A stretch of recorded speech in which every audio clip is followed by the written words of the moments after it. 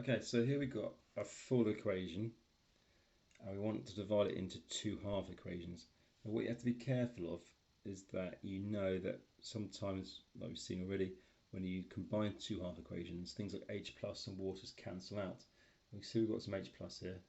There probably was some water at some point, but it's been cancelled out. So we've got to be careful when we pull these apart.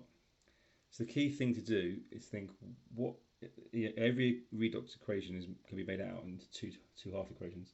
What obviously goes with what? So the two chlorines must go together.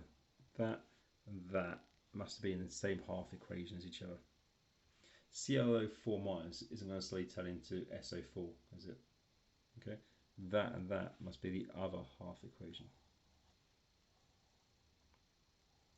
So they're not full equations by any means yet, so now we have to make up those full equations in the usual way. So we see there must have been some acid conditions here at some point, so we'll do them both in acid conditions. So if I take the ClO4 minus first, I'll pair it with the chloride, work out oxidation number of the chlorines. Okay, add electrons. 8 electrons go from +7 to -1. Then I'm going to add the water to balance the oxygens. So there's 4 oxygens this side, so 4 waters.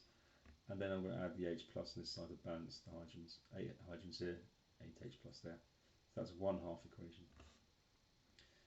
So you can see you'd never have pulled that out from the original one because there wasn't even any water in the original one because it must have cancelled out.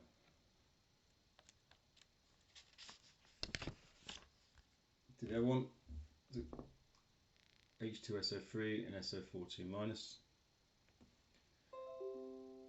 They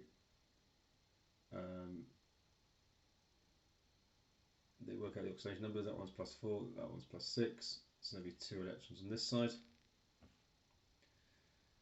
Then we balance the oxygens with water, so there's 3 oxygens here, 4 here, so you have water this side, and then the hydrogens, you've got 2 plus 2, so 4 hydrogens this side, none this side, so you put H plus. When this was combined with the other one, the previous half equation had 8 electrons, this one had 2, so all of this one was times by 4, and you've got 4 waters there, the 4 waters cancel out, and that's why there was no water in the original one. So you have to go through this process to be able to work out the two half equations.